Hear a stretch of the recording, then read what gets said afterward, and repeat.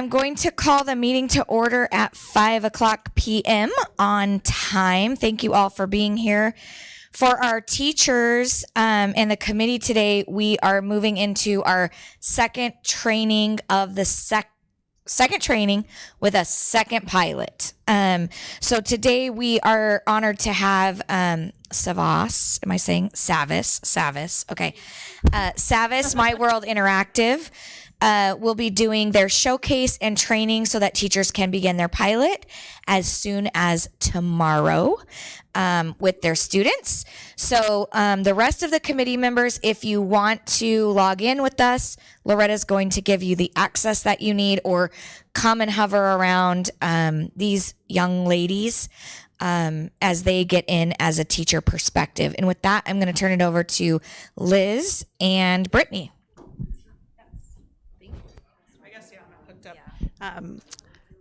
Good evening. Thank you all for being here. We are going to walk you through how to access the materials today. This is, again, middle school social studies. If you're sixth grade, you should have yellow kind of materials, seventh grade pink, and eighth grade red. And then I'm going to turn it over to Liz. She's one of our humanities specialists. She's going to kind of take us through the training, but we will get you all online here shortly. Well, good evening, everyone. I'm Liz. Like said, I'm a humanities specialist with Stavis, and we're looking at My World Interactive for middle grade, 6th, 7th, and 8th today.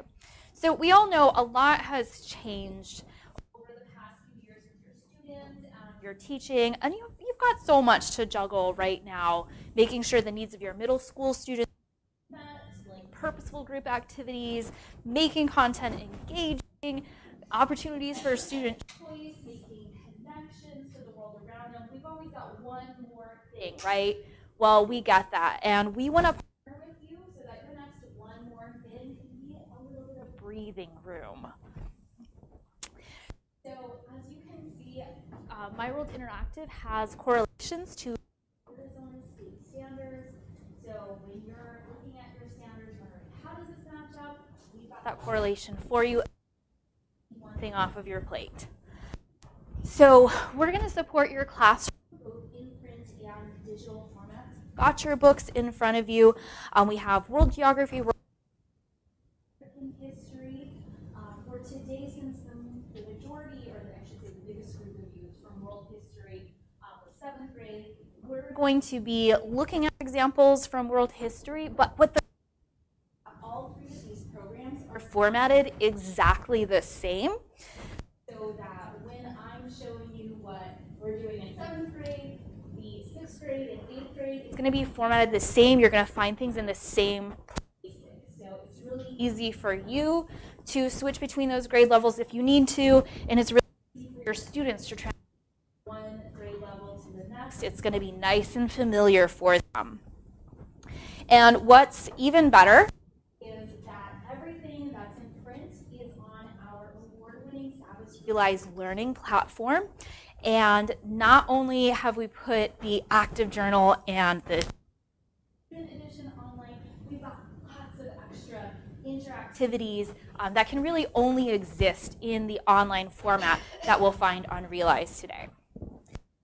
So with the add-on active journal, which you have a copy of in front of you, you're going to get a workbook companion that will support your daily instruction. It supports the essential questions for every topic. It includes primary sources, note-taking strategies, graphic organizers, and even if your students are interacting with the e-text on Realize, they can still respond in the physical active journal. Anywhere you see the, whoops, I don't have my animations on here. Anywhere you see the active journal icon, you'll know that it's somewhere where you can pull in that active journal. The whole active journal is also on the Realize platform, so you can have your students interact with it digitally, or you can even download a PDF version and print it out for your students if you want to print out individual pages. So when it comes to blended learning, we didn't just put that e-text online and call it good. The Stavis Realize Learning platform is going to find all of your digital resources. The entire student edition is online, but it's interactive. Your students will find embedded videos, interactive graphs and charts, things that they can't do in the physical textbook. Your teacher's edition is online. It's interactive too online. And again, there are so many other features that can only exist in that online environment that will. We integrate with all of the major learning management systems. I understand you guys are using Google Classroom today, right? Premier partner with Google for education. You're going to have that ease of single sign-on. But if things happen to change in the future, maybe shift to Canvas, for example, we integrate seamlessly with all of those platforms. So, questions about the components of the program that we're looking at tonight? Excellent. So we're about to just switch over to the Realize platform.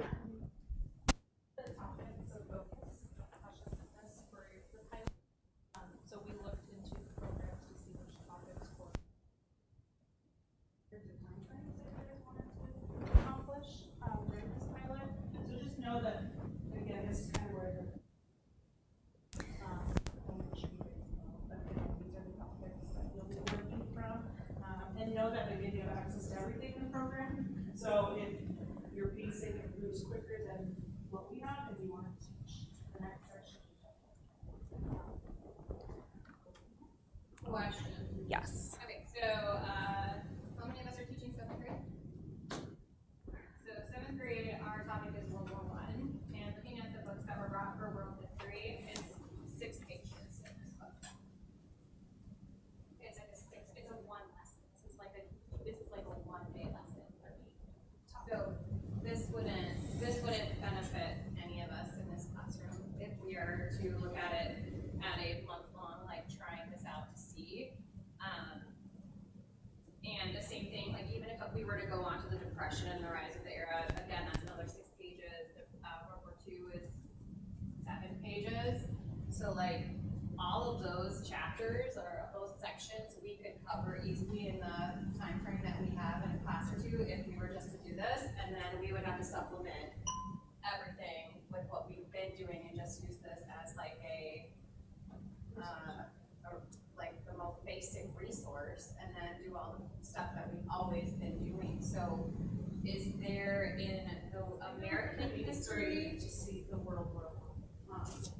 but what about like the American history book that you guys are talking about? Is World War I featured in the American history one, like, or broadly? Because like I, just being completely open and honest and transparent, I won't be able to use this in my classroom.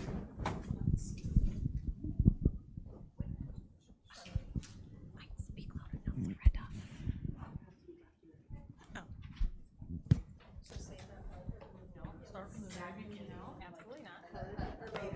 No, my voice carries. I'm from Wisconsin. So World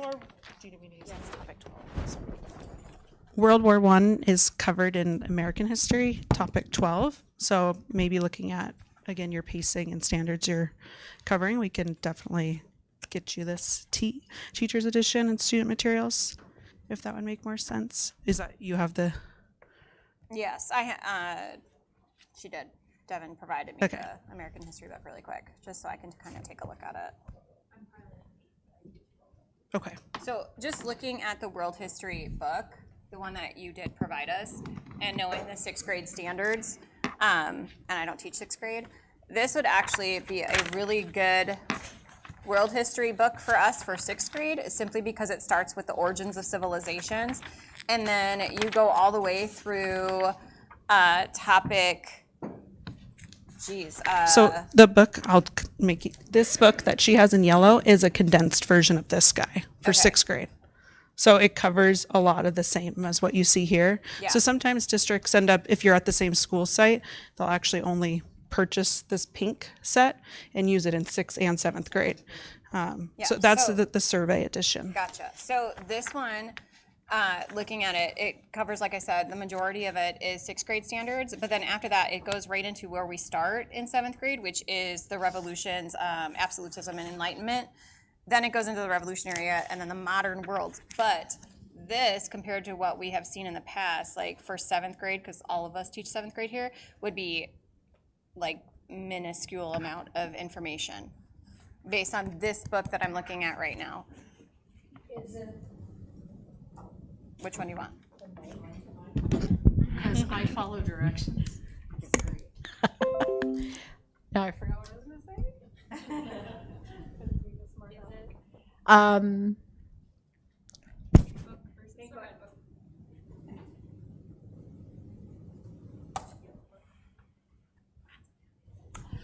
Isn't that the decision that we need to make once we preview everything, that we can take a look and say, we really want the red book for 6th, 7th, and 8th grade, and boom, we're done. But because I'm not teaching from this book, nor are you, like, what I'm saying is, as a 7th grade teacher, based on the information and the resources that I see just based on the table of contents, it's not enough to be. So what I'm saying is, in order to look at all three, like, it would have to be like an all three. You know what I'm saying? Because I see that you have your fingers reached out, but how do you say I want that one for this one, and this one is for 6th, 7th, and this one could be for 7/8? Like, then we're just using way too many resources. But before right now, all we're doing is doing a preview. So if that book that Devin just shared with you will work better, we have that online for the kids to be able to access it, and you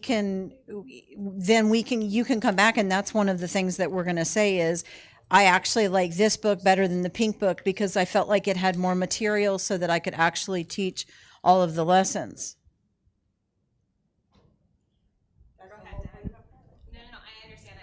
So I ran into this problem with the last pilot. So they gave me the blue books, and I had the red book online available for my kids, but I didn't have a teacher edition or the hard copy. So what I did is I just taught off the online, and then when I did my survey, I put in that it would be more beneficial to have a copy of the red book in 8th grade versus the blue book, for example. And I'm just going to remind you, remember, we're the wild, wild west of Arizona. And so because our standards are different, they aren't going to fit just perfectly, right? You all will have access to all of the, let's call them books, Editions. right? Editions. You'll have access to all of the editions. And I want you to be able to utilize them to the best of your ability of what you are currently teaching, right?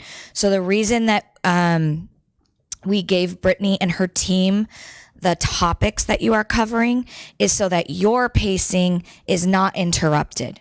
And that's also why she gave you access to everything, right? So like Liz, like Liz was saying, everything is set up exactly the same way for 6th grade, 7th grade, and 8th grade. So as you go through today, if you need to make adjustments, we all believe this, the teacher is the decision maker in the classroom, right? If you need to make adjustments to be successful in your pilot, then that's what you need to do, right? In order to bring that back to let us know what is going to elevate to be our primary resource. I apologize for being a couple of minutes late. I know if we have access to all three levels online, can I have all three teachers' editions like the book, though? Because for my planning, it just works better for me to have paper in front of me than online. Yes, I can get whoever, after tonight, if you're looking through a different book and you say, I would love a copy of X, I can bring it over to the district office or to your site. And Brittany lives near. Yes. So when she says bring it, like we could get it by tomorrow. Yes, yeah, I can bring you stuff. No problem. Okay. Anyone else comments-wise? Do you want to go online? Try to now? Yeah. Okay. All right, so what we're gonna do now is I have just switched us over to the Realize platform online. So has everybody been able to log in I know, that's through what we're gonna Clever? try No, really we quick. haven't logged in. When All right. we go to the login where we have to pick the school, it says teacher Registration, good Lord, is not We don't want to do that. So we worked with Loretta to try to get single sign-on set up. So that's what we're going to try tonight. And it worked on Friday. I don't know whose account we used Vicky's account on Friday, and it worked. So When I clicked on Clever, it says, oops, so go to Clever, uh-oh. and then I think it's the district.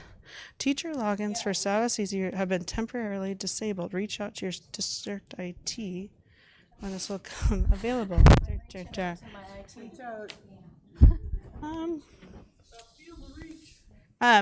If one of you will take a screenshot of that, I can send it over to my internal person to take a peek. Because that did not. So if you want, for now, let's go to www.savasrealize.com. Just to keep it moving, and I'll work on the tech stuff. So again, www.savasrealize.com. Go ahead and click the sign in. It's a blue box, should be on the left-hand side. The login, sign in? Yes. Yep, sign in on the left. And your username is going to be Liberty, and then ELEM, elementary but short. Yeah, Liberty Any caps? Nope. Yep. Liberty and then ELEM for short. And then password welcome1 with a capital W.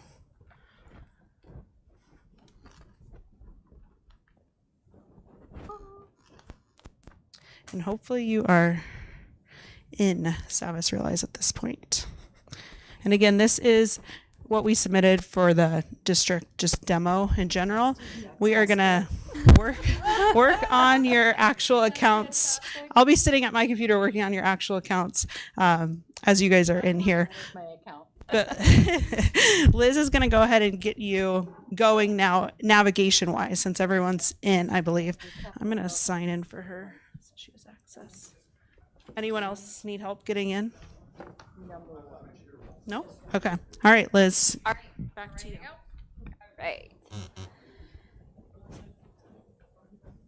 So when you log in as yourself, you'll have classes. I have several classes here. You just have the one. So depending, for example, some of you teach 7th and 8th grade, might have 2 classes there. You can get to the material a few different ways. I am going to show you. And notice, I don't know if you can see it, I've got a little Google Classroom icon here. So that tells me that this is what I've connected to my Google Class. So that's the one that you'll want to work out of when you're actually using this with your students. And here I can see the assignments that I have created. I can see the students in my class, change in settings, etc. But what we want to do is actually go to Browse. Yeah, I can jump in real quick. So once you guys are actually in your account. So again, I'm chatting with IT to try to figure out. You guys will go to Clever, the Realize how it'll do single sign-on. We went through your account on Friday, so I don't know why it's not working now.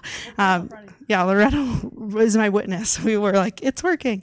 So you'll do single sign-on through Realize. Once you guys are in through your account, up at the top where you see the teacher icon, so up at the very top where you see teacher and settings, you guys are going to import your classes through Google Classroom. I'm not sure if you saw that up right there where you, yep, settings, and then your account. The other option is to go up to classes up at the top. Once again, you guys are in your specific account. And up at the top where it says import Google Classes, you'll click that and you'll get your classes synced. So it really is a single sign-on. So go up to classes. Oh, And then we don't want to do it through here, right? you don't want to, no, this is, again, yeah. Testy McTesty. Yeah, import Google Classes, and it'll sync right there. And your students will go only to Google Classroom. They're not going to Clever for this pilot. You'll post everything to Google Classroom. Will it import all I teach all 6th, 7th, and 8th grade, but I'm only doing the pilot for 6th grade, I think, right now. It will only import the Google class that you pick. Yeah, You know I how will you be can able to pick it, select, okay. yep, you'll pick your Google class. Yep. Does that make sense how that will work? Okay. And again, I'm going to chat, so hopefully we can actually do that tonight. 'Cause- All right, back to All right. Liz and navigation. So if you want, go to browse and pick the program you're going to be working through. So again, if you could match it to the book cover that you have. If you feel like, again, you're going to more use the American history, click American history for tonight. Everything's laid out the exact same, whether you're in American history or world history. So again, since the majority of you are 7th grade, are you going to want to look at world history for World War I, or would you rather look at the American history of World War I? I can show whatever you want to see. We want to do American instead? Oh, right. Then I will scroll. I have way more choices than you guys will, because I do all of our programs, so I'll just find it. We don't want that many choices. There we go. All right. So I have just entered American History, My World Interactive middle grades. So whichever program you have chosen should look something like this. And all of the programs are going to be laid out exactly the same. So on the left-hand side, this is your main navigation. It's always going to be there. We have some nice front material. There's even a letter you can send to parents if you want that's there. We have our topics. Topics are what we call the chapters. So I'll use topic and chapter interchangeably when I'm talking about things. We'll find that there. And let's go to, it was chapter, I can't see very well. 12, okay. Let's go to chapter 12 with World War I. Again, for 6th grade, 8th grade teachers, you'll choose whichever chapter corresponds best to you. So this gray screen here is on purpose. Realize is set up like a big filing cabinet. And so we've just pulled out the main folder for chapter 16. We haven't opened anything yet. That's why it's gray. It's not a glitch. So the first thing I want to draw your attention to is teacher resources. So this is where you'll find things like the active journal answer key, what we all care about, so we don't have to figure that out ourselves. We've got lesson plans. We have assessments here. If we go to introduction, this is how you're going to start out the chapter. So we have the topic opener that your students will see. This book icon tells you that it's going to be in your student's textbook or on the e-text. It'll be in both places. So that's something your students can access from their book. These icons is, this one is a video, but anything other than the book, that's going to be something that's online for your students. So we've got an intro video for your students. Those are usually about 4 to 6 minutes long, and they're to really grab your students' attention and start to get some buy-in for the beginning of the chapter. We have the essential question. It's more than just posing a question to your students. These are compelling questions that are going to thread throughout the entire chapter. And when you introduce it at the beginning of the chapter, there's an activity for your students to start thinking about it so they can see how it connects to their lives. And then we have an interactive map to get your students started. Question? Are the videos accessible, like they don't go to YouTube? No, they are embedded. You're not going to find any YouTube links on the Realize platform. So yeah, we are definitely controlling where your students go on here. They're not going to be going somewhere else. So that's something that you can display at the front of your class. Your students will actually be able to view that within their student e-text. That opener video is embedded into the e-text as well, so they can go back and watch it at any time, or you can assign just the video itself. Then we have quest projects. So quest projects are found in every single grade level, K through 12, SAVIS, and these are our inquiry projects.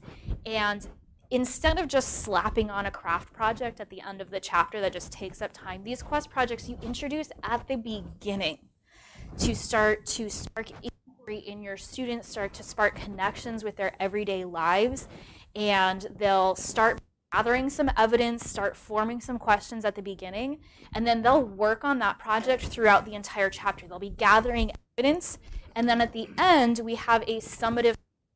Every topic has a different quest project.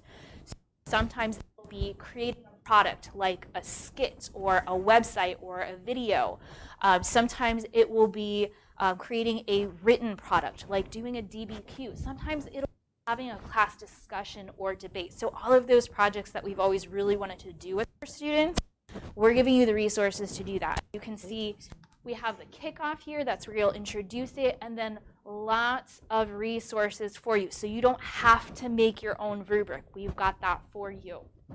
We've got the sources for you. We have videos to show your students how to do skills like what is a reliable news source? How do I work with other people in a group, which I feel like kids have really forgotten how to do since the pandemic.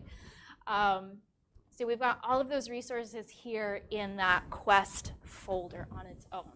Then we get into the actual lessons themselves. So I've clicked on lesson 1 for this, but you can choose where you want to pick up on this, of course.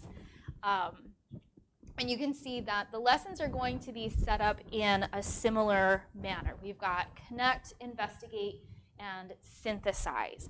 So we have our student materials. Up at the top, we have teacher resources. You'll find that teacher resources tab on every single one of these folders. So you can easily access your resources that way. We have our student resources, and every single short 5-question quiz. With all of the quizzes and assessments, you can assign these online, or you can download a PDF and print it out if you or your students prefer a print version, or maybe the Wi-Fi is down. You can do them print. They download into Microsoft Word, so easy to edit. With the online quizzes, you can fully edit and customize them. So if you need to create a version with reduced choice, change the phrasing, you can do that. Then Google opens Microsoft Word documents. So it'll open into Google Docs. Yeah. But let's take a look at what the student e-text looks like. So you can assign things from here, and that will assign just a small chunk to your students, but I want to show you the full student e-text right now. So I'm going to click on this textbook icon up here at the top, right next to the little wrench. So you're welcome to go there as well. So we're going to click on Student Edition. This is also how you'll access your Teacher's Edition online. So if you go into any of the other courses, you have access to the Student Edition and the Teacher's Edition. I saw that the Spanish edition is available. Will it be available to our kids in the pilot? Will the Spanish edition be available to their kids in the pilot? Yeah. English, Spanish, also is on the license, so you can use the Spanish resources in English. Okay, but the Spanish textbook is easily accessible as well? Yep, it's in that same. Yeah, they'll have the option just like you saw. Okay, thank you. So I like to click on these 3 lines here to show our menu. We'll show the table of contents. So again, this isn't just a static PDF. This is fully interactive. We're clicking on Chapter 12 for, did I click on, nope, I clicked on Chapter 13. Chapter 12 for World War I. So every chapter is going to be formatted similarly, where you'll have this really engaging visual here on the left. And then on the right-hand side under Explore, that's where your students will find their essential questions. And so again, that's that compelling, thought-provoking question. And this blue notebook icon, that's where your students can start to use the online digital notebook. So your students can type their thoughts directly into that box, and just like they're used to with Google, this is gonna save automatically. So don't worry about like, oh no, I closed my browser and it didn't save. Yes, it did. So next we have Watch, and these are those engaging NBC Learn videos that are going to introduce a chapter, grab your students' attention. I showed you in the front material on Realize where you can get just the video itself, but this is where your students could go back and watch it as they want. And then we have links to the lessons. So your students can see, how many lessons are in each topic, what are the lessons going to be covering, and they can jump directly to a lesson as well. So I'm going to go ahead and click on lesson 1 since that's where we were earlier. Each lesson is going to start the same way as well, where we have a brief overview, and then we get to this video. This video is different. This is a flipped classroom video. These are still about 4 to 6 minutes in length, but these are led by a master teacher who's going to recap the entire lesson. So if you want to do a true flipped classroom video, you could assign this video the night before, have a discussion about it in class the next day, or you can use them for review, remediation, however you want to bring those in, but that's where they're located for each lesson. Then we have our Get Ready to Read feature to get your students introduced into the lesson. And one thing you can do on the e-reader platform that you can't do in a regular textbook is you can zoom in on the images. So just click on that image and it's going to pull up a zoomed in version. So when you're sitting in class, maybe you're doing a read aloud, and you have this pulled up at the front of the room with that nice big image of it. Your students can get a lot of detail in that image, and then when you're ready to close it, you just click anywhere and it shrinks back down. It's super easy to use.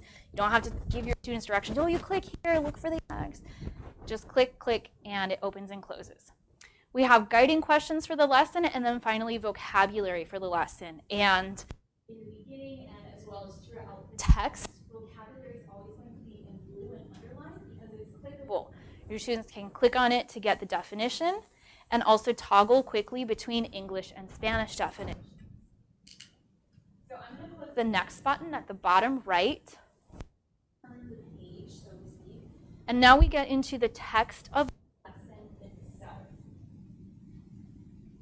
So another thing your students can't do with the physical book is, well, shouldn't do with the physical book, is we don't want them writing in them.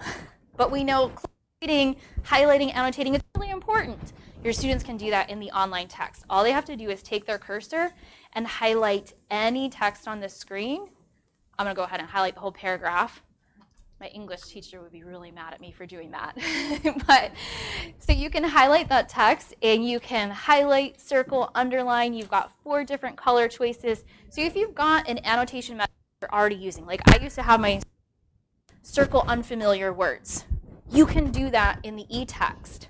They've got a text box here. So maybe they want to write in a connection to their quest project, or maybe they just want to write something like main idea. That text box supports up to 1,000 characters, so they can write as little or as much as they want, up to 1,000 characters. Another feature while I have the annotation box open is translation. So extra support for your students who are English language learners. If we go over here to settings, you can choose the language. So we have over 120 languages supported for translation. I'm going to go ahead and leave it on Spanish since that's what we see the most in Arizona. And many of those languages also have audio support. Spanish is one of them. So I would click Save, and this is going to remember your student's choice. If you have a Ukrainian refugee student in your class, they can choose Ukrainian. It'll save it. Next time they open the text, it's going to default to Ukrainian. And then you'll just click on Translate. Yes? Translations is it being done, does an actual Ukrainian speaker go through and provide that text, or is it being auto-generated? It's through Google Translate. Okay, So it is going to be that slightly robotic, but I mean, it's gotten so much better over the years. So one of the benefits of having that robotic text is that back on settings, your students can actually change the speed. So if they want something that's talking really fast, they can do that or slow it down. So that is the benefit of not having a native speaker. So when I clicked on translate, my highlighted text has now been translated, and that little triangle will read it out loud. And if you have students who are really emergent speakers and they need the whole page translated, this is HTML based. So if they can install the Chrome extensions, I don't know what your district allows, but if it allows for the installation of the Translate extension, it's compatible with that. So they can make the whole page. It's compatible with screen readers for your students who have that as an accommodation. When your students want to look back at what they've annotated, you just click on this back arrow on the left-hand side of the page, next to table of contents, we can come down to annotations and highlights. So this is going to sort by table of contents by the chapter, but your students can also sort by date, style, or color. I think you're trying to find that. Oh, sorry about that. And this is going to save for the entire time that your students are enrolled in your class. So if you were starting this at the beginning of the year, they could have a year-long record. They can download their notes. If they're wanting to download to get, an instant review guide from what they've highlighted, do that. Yes. Do I have access to this inner notes like that I have because I did the highlights? When you create this as an assignment, you'll be able to see exactly what they've highlighted and anything they've typed in.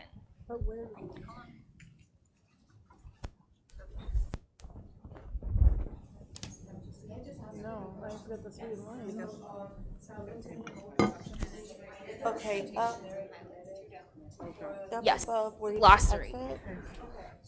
So under, you see table of contents, we've got annotations, and then glossary. See what she just had with the annotation. There's a vocabulary list, or can you highlight and it gives you the dictionary notebook?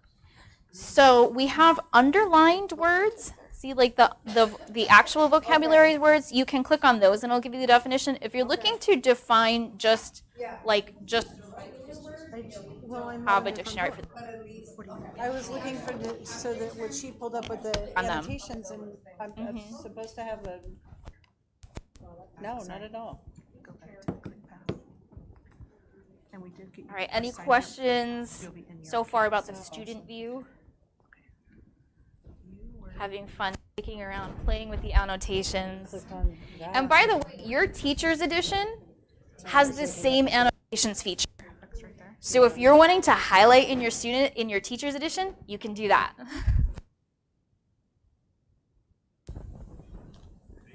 And again, it is going to save the whole time that you have it.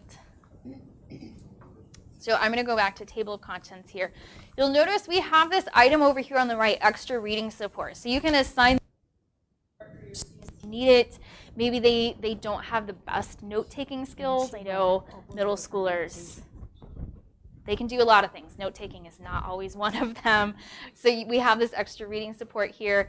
Things that you would normally find in the margins, like the little extra interest features, we still have those in these books. As we scroll down, we have the analysis features, reading checks. So things you would normally find as like the questions at the end of the lesson, your students can respond to them directly in the e-text with that digital notebook. And again, when you assign this lesson as an assignment for your students, you can see what they've written. You can see what they've highlighted. You can see what they've written all in one place. All right. So that's the student e-text. If there's no questions about how the e-text works, I'm going to switch to this platform. Now, one tip for navigating through is don't hit the back button, use that exit button. Sure, go ahead. All right, Loretta and I just got you guys accounts really quickly. So instead of going to Clever, if you want to sign out of the demo for the teachers who are piloting, we're going to get you in your account so you can set up your Google Classroom and all that. So again, teachers who are piloting, if you want to sign out of the demo, you're going to, savasrealize.com. Again, same website, savasrealize.com. Your username is your email. And then Loretto is the holder of passwords. It's a secret, so don't tell anybody. Oh, wait, I'm telling it publicly. And you can change your password right after. We'll show you how to do that. So I set your password as the capital LIB3 RTY25. Very secure. I did not force a password change when you first log in. I think username is your email address. Password capital LIB3 RTY. Under your profile, you'll be able to change your password. I would suggest tonight just leave it, and then we can change it. Capital LIB3 RTY25. You have to read every word of that user agreement. Just click Savas Realize again. And say, It might have I signed you in. understand You get 25 on there? Capital LIB3 RTY25. On the note sheet that I'm taking, I shared a document with you guys. I'll put all this information in there as well. Just, click 6, 7, 8. Never on that. Click all 3 programs. And then I agree to all of those words that everything. you just read.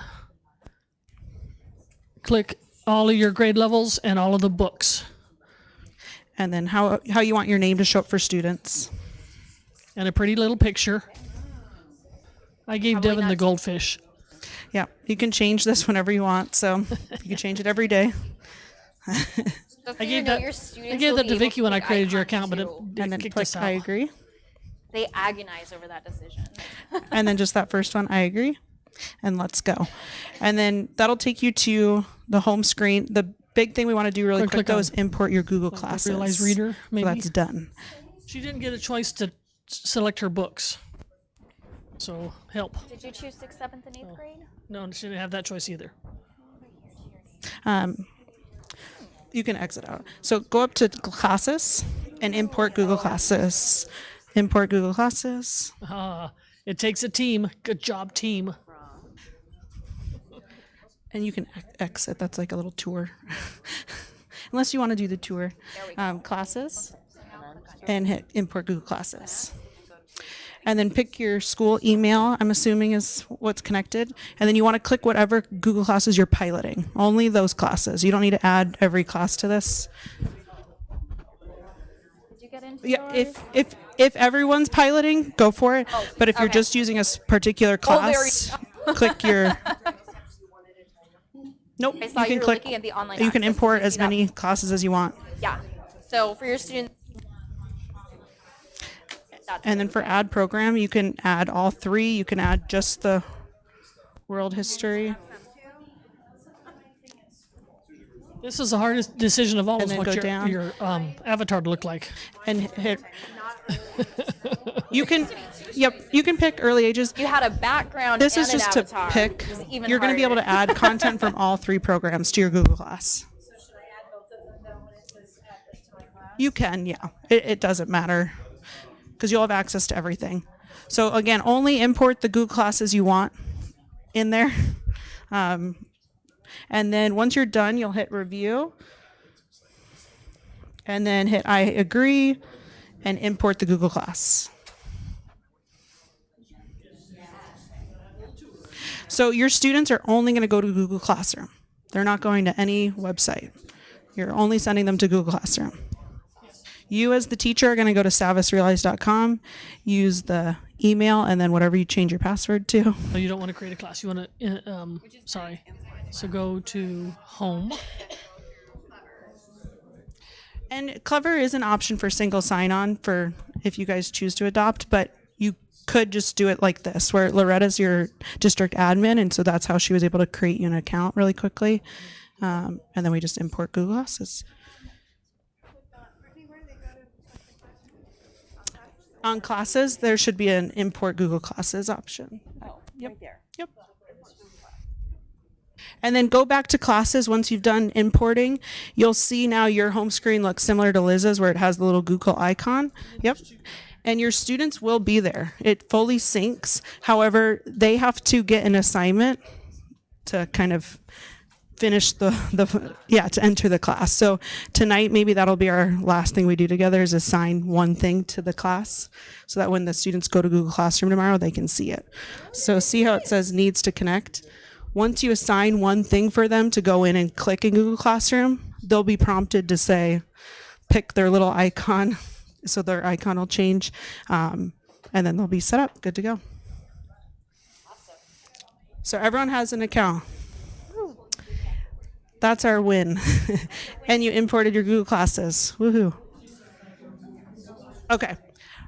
So we'll give another minute or 2 and then I'll let Liz take back over. Thank you. Well, that's actually perfect timing because the next thing I would probably show is how to assign something.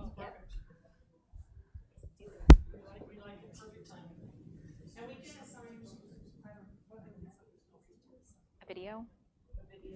Oh, whatever you want, really. You can delete the assignment afterwards if you're like, no, I didn't really want to do that. So after you have imported your Google Class, go ahead and go back to browse and open up whatever program you're going to be working in.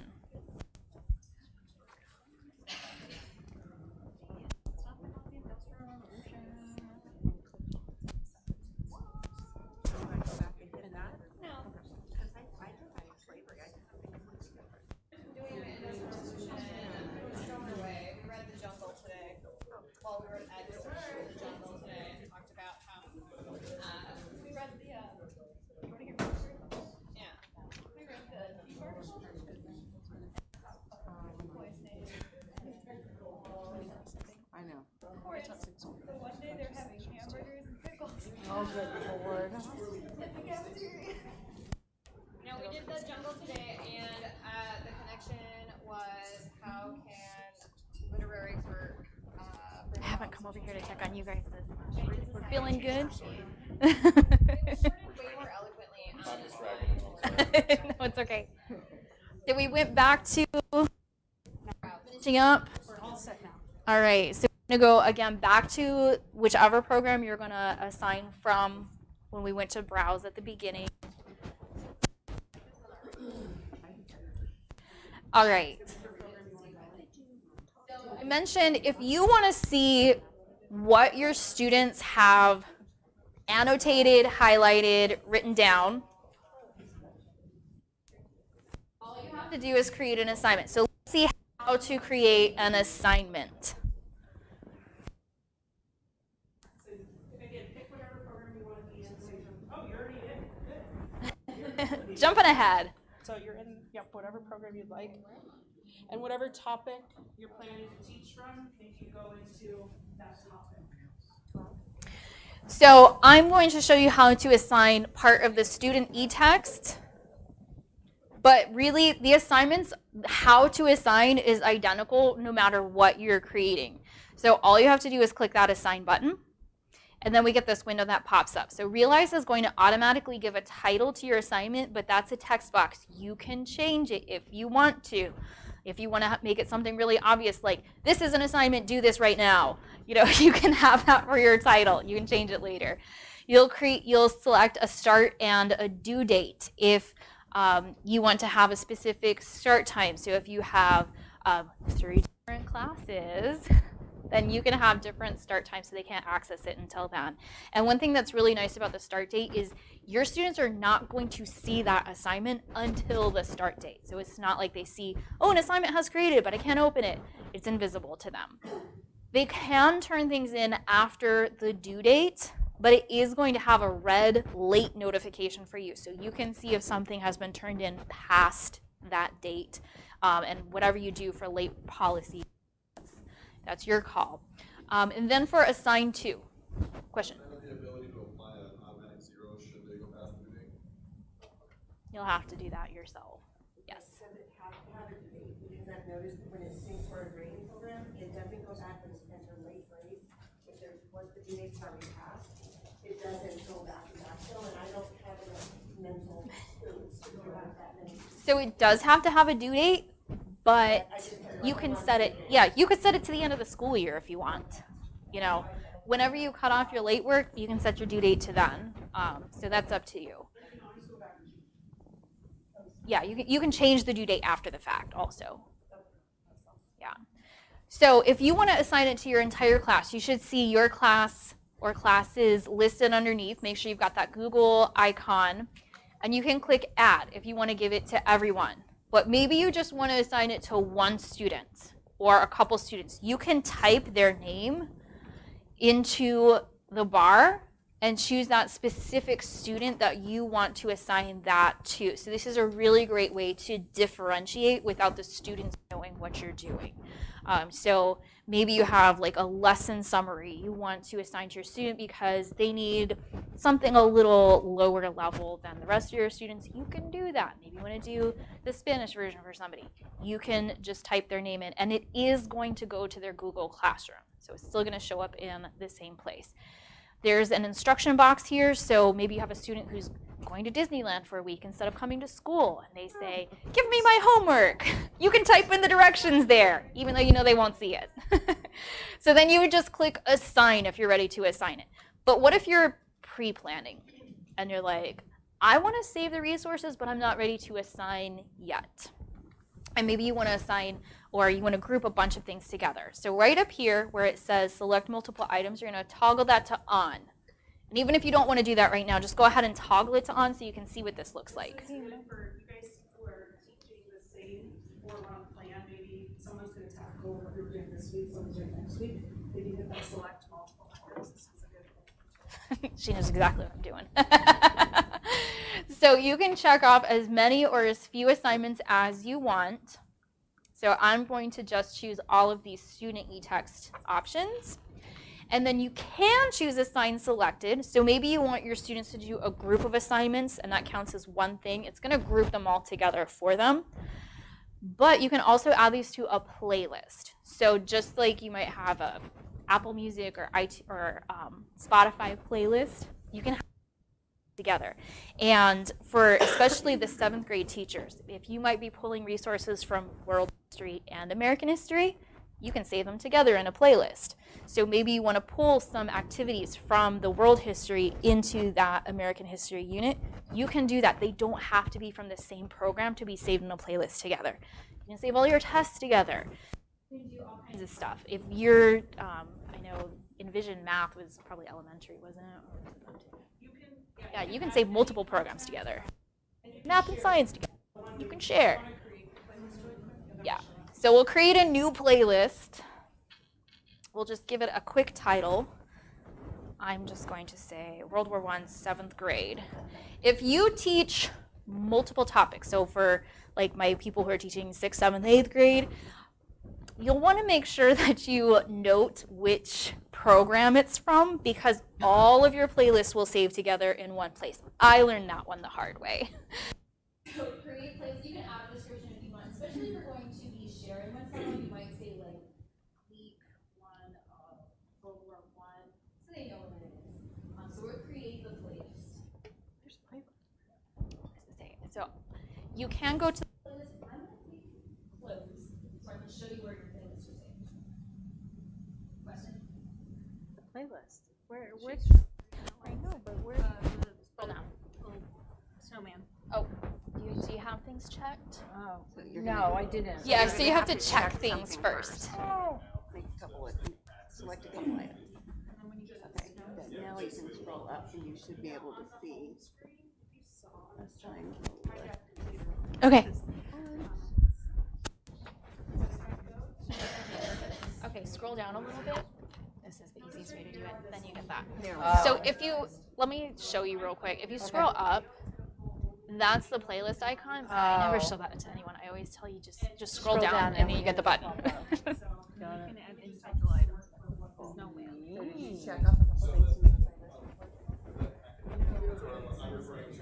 Oh, okay. Make a playlist, you can use down or on, and then you're going to just. Yes. Yes, we'll get to that at the end. It's okay. It's okay. Yes, we do have that.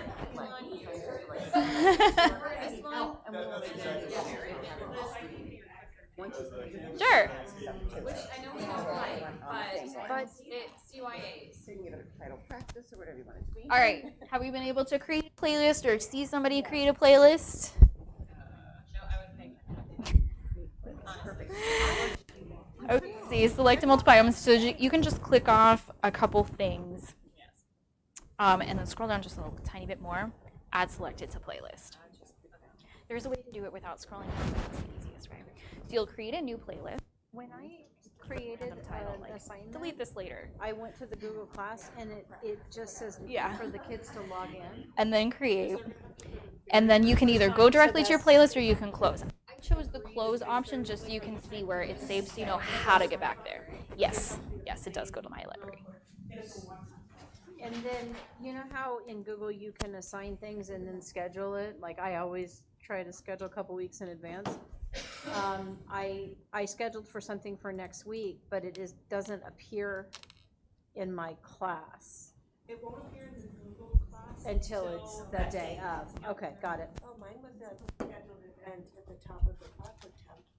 Oh, it's because I, It's there. It's late? Oh, I have a voice that's loud enough. So when you want to go back, find your playlist, you're going to click on My Library at the top of the page. This is like your Google Drive for Realize. So in pink, those are the playlists that I have created. See that World War I, 7th grade? That is the very first one on there. That's the most recent one. So go ahead and click on it. Yeah. When you click on the playlist, you can choose to assign students directly from. You can select all of them. You can choose one or two. And when you hit that assign button, it's going to be the same window that we saw earlier. You can edit the playlist. Same as earlier. You don't have to click on it. So when you edit the playlist, that's where you can adjust the title. Like when I first created one of the playlists, I had a typo. You can fix it there. You can delete things. If you're like, I don't want that resource anymore, you can remove it. You can change the order. You can just grab them and rearrange them if you want them in a specific order. And most important, you can share them. So for those of you who are doing collaborative planning, or maybe you're going to cover a class with someone, you can email it to anybody else in your district. And you should just be able, you could probably try this next table, you should be able to just type in a teacher's name and they'll start to populate right there. Share it with them. It's great for sub-plans, or if someone's going to be out and you want to share. So even if I don't have an account, The teacher has to have an account for I can't share it with my math teacher partner. correct, not right now, but if they were to make, Loretta can make them an account if her math partner did access for some reason. We also have co-teacher feature in Southwest Realize, so if you, again, if I was gonna be out on maternity leave, you can add a co-teacher to have access to your class for X amount of days. Wow. Did the playlist like alphabetized or by sequential, like when you created them? When you create them, chronologically, yeah. So what's really great, when you share a playlist with somebody, it's going to go to that shared with me folder, which is empty for me. But what's great about this is, unlike with Google Drive, it creates a new copy for whoever you share it with. So if they make changes, it's not going to affect yours. Yeah. So I'm sure you all have resources that you already use and love, and that's great. You can add them to the Realize platform. So if you click on Upload a File on the left-hand side, underneath the black box that says Create Content, you can upload a file from your computer, from your Google Drive. If you have Microsoft OneDrive, you can upload from there. So wherever you're saving things, you can upload directly from there. So go ahead and hit back. And now that we're in your personal accounts, if you guys, even with this pilot, add things and you choose to adopt this, it will stay in your account. So anything you customize at this point, if you get My World Interactive selected, it will stay with you. Yes. Yes. So in green, where it says Southwest States Map, that is a PDF that I uploaded to the Realize platform. And you can assign directly to your students from My Library. So that's what it looks like. Go ahead and exit out of that. So if you click on the three little sideways dots next to the document, and Brittany will just show you on mine since you don't have anything uploaded, you can assign directly to your students from My Library, or you can add it to a playlist. So maybe you want to add it to that playlist of World War I, you can add it. You can also add links. So maybe there's a Kahoot game that you like to play. What's the longest part of a Kahoot game? Getting everybody to the right website, right? You can have a link directly to that game to cut down on that transition time. You just click on add a link, copy and paste that hyperlink. This is also where you can build a test from scratch. So if you're wanting to completely make your own test, you can build a test from here. If you've modified one of the tests on our platforms, it's going to save in My Library. That's where you'll find those modified tests that you create.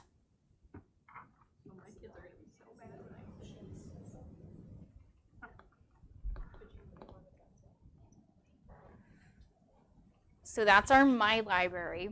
And the last thing that I have planned to point out to you is our search feature. And that's that magnifying glass.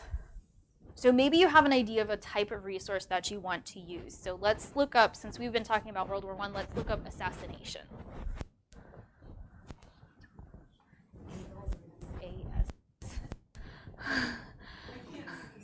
Oh, yeah. Yeah, you spelled it wrong. It's okay. I'm sorry. Oh, you don't need an I in there. That's the problem. Writing assignment? I have a dad joke about the word assassination. That's why I remember how to spell it. Okay, so we've got 137 results. That's way too many to sort through. This is why I want to show you the search feature. It's because of the filters. So we click on the filters, and we can sort by language. We can sort by program. We can sort by what type of resource. So let's go to instructional category and more. So maybe I want a video about assassinations. Let's just see, by just clicking on video, let's see the results that we get.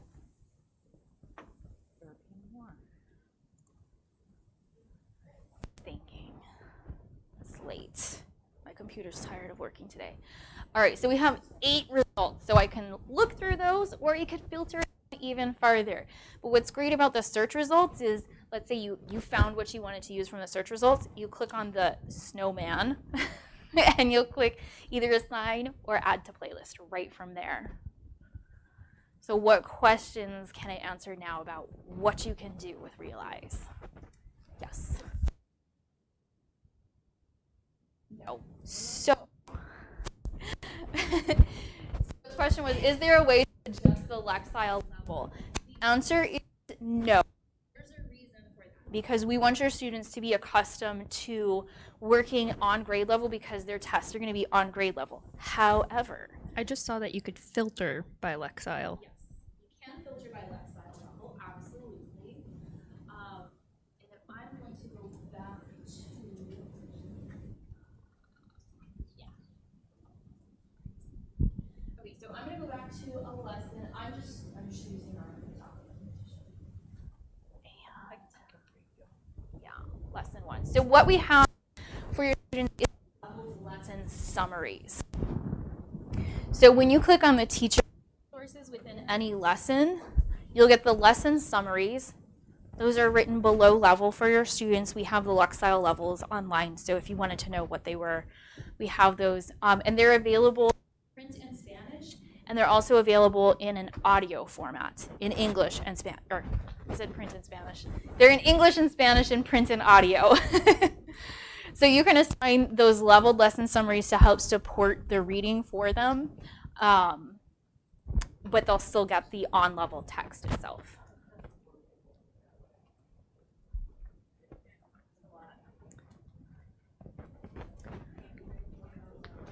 What? Sure. I never showed that. We got this question about what do we, using the mic, we got the question of what do we do if we need help and Liz is not here or I'm not here and I need help right this second. So if you're in your account, right up here at the top, there's a little question mark. It's right next to your name. So you can get help for this specific page in the program. But where we really want to go right here is program training. If you have any technical support questions during this pilot, please, please, please reach out to myself. Tasha and Loretta have my contact information, and I'll make sure they're looped in to any conversation too if you do reach out directly to me. But we want, obviously, you to get an answer right away. I'm not saying our tech support is not wonderful, but I know I can be a little bit quicker if I need to be. So reach out if you need tech support training. But let's go right here to program training. If you click program training, it's going to link to what we call My Savas Training. This is our on-demand training platform. So all you have to do is up here at the top, you can type in Google Classroom if you need help with something not linking correctly. We have training specific to Google Classroom. And notice it's a lot of training. We have training for our program specifically. So My World is what we are working through. So you guys would use My World middle grades here. I go to on-demand training. Here's our asynchronous course. So when districts do adopt, if someone comes in new to your district in November and needs help on what is this program that the district uses, you're not the one training them. They can do this asynchronous course that's self-paced. It's accessible at any time. So if you guys wanted to do it this week, you certainly could. So you just hit that play button, and then notice there's training here on the components. There is training for this digital path, which we have a handout we'll give you at the end, and then help with assessments, all that fun stuff. And there is training specific to the Realize platform, our LMS as well, if you type in Realize. So if you need help, it exists, it's here. You can also chat at any time. So Liz is, again, a humanities specialist. All of our specialists for all of our different product domains, they all have kind of times where they're sent to work the chat feature. So when you go here to program support, you can see if someone's live. It's usually green once you type in the message. It's after hours right now, so that's why you would leave a message here via email. But during the workday, you'll see like a little green icon if someone's online ready to chat with you. Speaking for more the technical side, everything's being hosted through your website, right? Yep, through Realize. So everything's being hosted through your servers. Thank you. If there is, what's your percentage of outages essentially, and how long does it take for you to come back online? Great question. So we have a website that I'll make sure to send to Loretta that you guys can post wherever you need. It's, I think, platforms.savis.status. And it's ran 24/7. So if we do have an outage, it's reported on that site so you can see on our end. If we're having an issue, or if it's a Clever issue, we are all in conversation. So all those learning management platforms, if they're having an issue, they'll let us know, but we manage it through that platforms.savis.status, I believe. But I'll make sure you guys have the link. And with your help desk hours, does that, because I know you're serving the entire nation, not Yep. just this region, does that also encompass when this district would be active during the mornings or in the afternoons? Correct. Yeah. I mean, usually it's by 6 a.m. our time, right? Because Okay. for East Coast hours, there's people already online. Fantastic. So, yep. Great And question. then all the way up through 3 o'clock, Yeah. 4 o'clock, okay. We support Hawaii even. So, yeah, sometimes later. Right. Yep. Yeah, Who so wants during this? your school day, there will always be somebody who can help you. And like personally, I work until 4 every day. So you can always, send me a quick email during the pilot. For sure. And I'm local as well. So, driving around everywhere. So, happy to help. I see on your, it's awesome. I see on your status center, it even shows, hey, this is when we're going to have maintenance. This is when it's going to be coming up. So it's even proactive. We know, hey, Thursday night, don't plan to do anything because it's being updated. So looks great. Good. Does that push out a notification to all users that there's an update? I believe you could. So yes, you can sign up for updates through the platform. If we are going to be running maintenance, right up here, this little icon too. This is one way to get notifications, but when you sign in initially, you'd get kind of like a little badge. I know for, especially again, Loretta, stuck with a lot of the rostering and everything, you'll get messages of, new year rollover. So if we need to save student data over the summer prior to that rollover happening, yeah, you'll get plenty of alerts if you want them.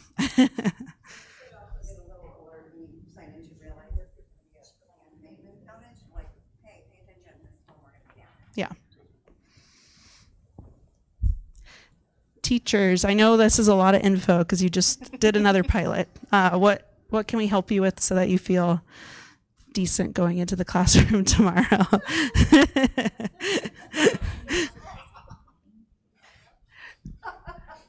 What? No, you're fine. okay. Trust me. Again, I taught 6th grade. Liz taught high school. I don't know how she taught high school. Yeah, well, yeah, I taught 7th and 8th grade and then I taught seniors for the last 7 years. So, yeah. I get where you're at. Correlations. What ELA program are you using? I'm just national standard or the Oh. standards. We have I can get you the correlations. I'll pull them up for you right now. Okay. Yep. Good question. Any other question? Yeah. So Liz is going to pass out. This is just kind of a how to find things that we talked about tonight. I am a print person, so I just wanted to print a copy for each of you. So it just talks about how to assign things, how to find things from that table of contents. But this interface is brand new this year. Welcome. They You wanna it used see to be a lot our harder to navigate. travel So planning template available. In other Are you curriculums passing I've that? seen where in the beginning of a chapter, they'll give you a pacing guide, suggested days per lesson or anything like that. Is that in the book? in your teacher's and online, there's a pacing guide. It's at the very beginning. So if we want to go back We like to plan on paper. I've only got one of those left. So Needed more copies. again, pacing was the question. So if you click up here at the top, again, this is a quick way to get access to the teacher books and the Spanish version. Okay. use This to help build out like your first lesson. Come on. This is nice because it's got our features on here, so you can kind of use it to check off There we go. what you want to be doing. We have a few more copies if you want more than Why one. is this gray still? Okay, there we go. Sorry. So teacher's edition. Okay. Planning. So, yep, at the front, you should be able to, again, in your teacher's edition, see the pacing, but also online. You just click on any topic. Yeah, that's, you're in the front now. Yeah, the front matter pacing. Oh, okay. Yep, so this is that whole program. So if you're teaching multiple topics in the program and you want to see our suggested pacing, again, it's at the very front pacing. But at each topic level, yeah, it has its own specific subtopic. So if you don't want to see everything. Okay. So in the teacher's edition, Right. so in the teacher's edition, table of contents. I'm at the very front matter to see everything, but if you go to your specific topic you're going to be teaching, Are you in teacher edition? Probably not. I think you're in this. You're in the student edition. Okay. So go back to your other tab and click exit. How much time do they assume a period versus a block is? And then I think it's usually about 50 minutes and then double that for a block. And Oh. yes, teacher's edition. It's late, it's okay. I swear I get mad at my students for not following my directions. Clearly, Okay. We always act like our students when we're in training. right? Teachers are worse. When I was trying to get math challenge done this last week, good Lord. Oh yeah. I'm at 9 o'clock. Like, I didn't know that was hard. Oh, I was no better. I group text the whole time. Front matter. And then, oh my gosh. Copyright, author, Okay, so topic 12 would be 10 periods. So, Pacing at a glance, right there. pacing at a There we go. I can't help that. I know. I know. Oh, the topic at a glance. I think I only have 4 classes this month, honestly, with testing. So again, the pacing at a glance is going to be like the big overview for the whole school year. Then at the beginning of each topic, you'll have a topic at a glance. So when you're trying to decide, how many days do I want this unit to take, you can see which resources are available. Are they in print, digital, or both? About how long is it going to take? I know that's one of the pain points of a new program. Is like, okay, how long is this going to take? We're going to give you a suggested amount of time. I mean, your kids, but about how long you can expect it to take, so you can decide how many days. And then lesson has its own lesson at a glance page for that day to day. So you can decide, what do I want to do? There is no one part of the program that you have to do, otherwise it won't work. You choose what resources you want to use.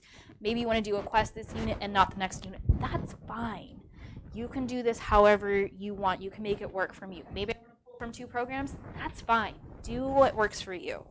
on that note, I'm going to pass this out as my notebook. If you have the pink books, but you want a red TE or yellow TE or whatever, put your name, your school, and then you could just put red, yellow, whatever you want, and I will get it to you. So. You're the best. Yeah. No. Uh-huh. You have a bunch of books over there.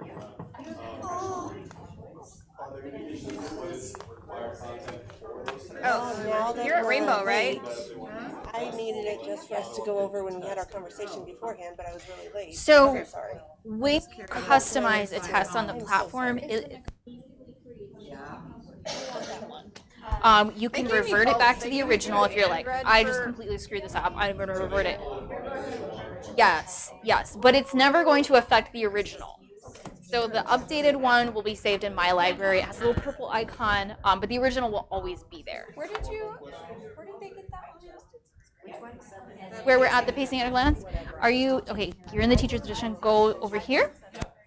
Table of contents. And then front matter. And then scroll down to pacing at a glance. There we go. I got it. So you'll see the correlation to the national standards. And if you click on it, it'll give you a little window that pops up that tells you what the national standard is. So as far as like, are there any have-to-have questions? No. You can delete whatever you want out of the test, but it's never going to affect the original. That's an excellent question. I don't know it off the top of my head, but Brittany or I, yeah, I've never been asked that question before, so I don't know the answer right. I can get back to you. So I just had a question about tests. How many of you are interested in seeing how to edit a test? The data window. We want to see data? Do you want to see what it looks like when your students turn something in? Let's see what it looks like when your students turn in. Oh my gosh, I need a Stanley Cup. Everybody has Stanley Cups except me. I'm a loser.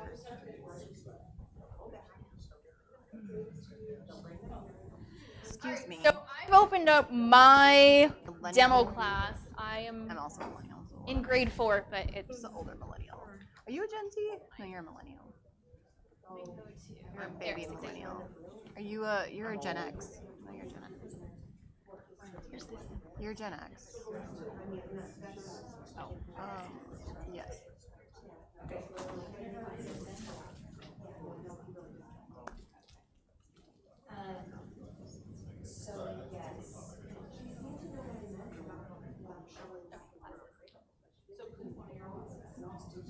So if you guys assign something and it's not showing up in your Google Classroom or the grade isn't transferring back and forth, just hit that save with visual button right up at the top. oh yeah.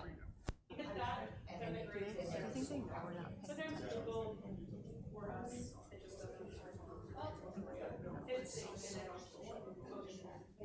My dummy hurts. So when we want to see what it looks like when students have turned things in, you'll go to your classes and you'll go to assignments. So let me find something. I think I have somebody that's turned this quiz in. So I've clicked on this assignment. I have my teacher preview. I can see who's turned it in. I can see who started it but hasn't turned it in yet. And I can see who has not even opened it. Oh, nice. Yeah, class-wise. No. Can we, like, Can we if they're live on a factor test, when I can have you to see for with test? live which question they're on? I don't think so. No, I don't think so. Did you put all your tests in there then? No.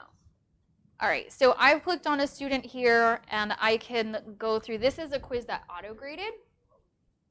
We like that. And so I can see really quickly which questions they got right and wrong. I can click on the question to see the detail of the question. You know what'd be awesome is if when they got something wrong, instead of it like being all nice, it's just like, you suck. You can leave comments for your students from here. It makes some like random sound effect. Wah, wah. I'm gonna create my own curriculum and it's gonna have that. All right, and then over here on the right-hand side is the View Data button.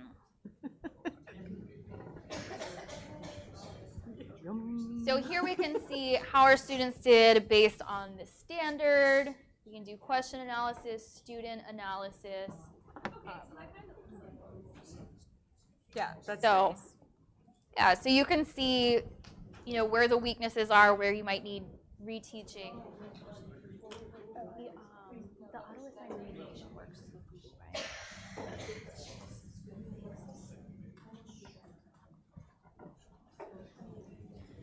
So you may or may not use this feature with your students during the pilot, but another thing you can do is automatically assign remediation to your students. So we're going to assign a quiz. And I'm just going to choose a random topic. I clicked on the mini game because I'm clicking blindly. All right, lesson 1. So we're going to assign a quiz. And so here's the one difference with quizzes and end of unit tests. We have this little clickable box here that says auto assign remediation and enrichment activities. And you can have a due date for when you want those to be assigned. So students who get below a certain grade, it will automatically assign them extra things to do for some remediation. So that's a nice little extra feature there. And you can adjust who gets assigned that. So like if you have a student who scored kind of low, but you know like, hey, you really do know the content, you just did poorly today, you can take them off of that list and they don't have to do it. So you can modify who gets the remediation and who doesn't. Anything else that we can show you tonight, or do you want just some time to work on planning? Yeah. So we'll let you do some planning time, and we'll just walk around, and you can ask the questions as they come up. Yes, Alec.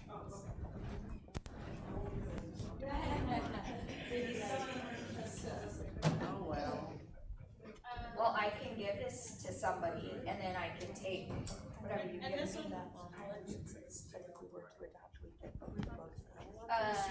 Yeah, he's What's your question? Devin, I have 10 books for you. Am I understanding this? That's up to your district. Oh, So you can order online only. You can order textbooks for everybody. It's up to you. but for the pilot, we're taking online only, and we just send these guys. We don't get a pass for the textbooks. You're gonna get 10 student editions. Oh, okay. So probably not enough for everybody in your class. But, oh, yes, there you go. And the same with the active journal. So you have this active journal. You only have one of these. You can choose to order them for all of your students, but this is fully online. And you can print out individual pages too if you want. I do like them, I just don't trust them not to ruin them. Well, because they're, but do you want, like, for your students, or I guess for those of you who asked for the red materials, I'm going to send, I'll get you the teacher's edition for sure. Yeah. Okay. Do you want more of these active journals? Would that be helpful? Yeah, I'd like that because I could have one. Yeah, one copy of these. Okay. And then do you want a student book at all? If I'm it's just gonna- accessible online, I just would like to have some, I'm thinking about doing this in 7th grade class too, Just to try it? get a Yep. nice Yep. feel for everything. Yep. You got it. I wouldn't mind 10 books. 10 Some of my books kids still? actually prefer books. And remind me your name. Darcy. Darcy. Because what I'm going to do is I'm going to overnight ship these. Okay. So I just want to make sure I order what you actually want. So 10 student books for you. We're going to do TE and active journal for everyone else. Yeah, me too. Yep. Anything else? Can you check? So you're going to keep the pink and get red. Yes. Okay. I don't think Are I you need gonna to yell keep it for pink anything. or If no? I just You have don't need some- it put it because back over there. it's a condensed Okay. version of this. It's, yeah, it's basically if you cut this in half, that's what this is. Oh, okay. It's just smaller books for 6th grade. Some and schools then are you let her K6, know what you wanted. But some are 7. potentially, if we were to look at, we could You could just save pick the money pink. by picking the pink. Yep. But wait, is this an expanded version of this? No, this No, is so. This it's is the what we small. call our split edition. So we took just the early ages content Okay. Put it there. and put it here. So that's what a lot of districts do because it is smarter cost-wise. Just this. And the So looking at it, it was like pink and red. pink was great for most of 6th and a beginning of 7th grade, and then red was great for the rest of 7th grade and all of 8th grade. So for the 8th grade, and I know you probably haven't had an opportunity to look, is the Constitution in there? Because Founding documents and stuff. and what? Like founding documents. Yes. You can also find it on what's called the Resource Center. It's in all of the grade levels. So, do you still have it pulled up? Constitution? Yeah. All right. Red has Just open any of the programs. Yeah. the other things. This is great for your students too. So scroll all the way down on the left and go to Resource Center, Reference Center. So that's where you can find Hip hop song.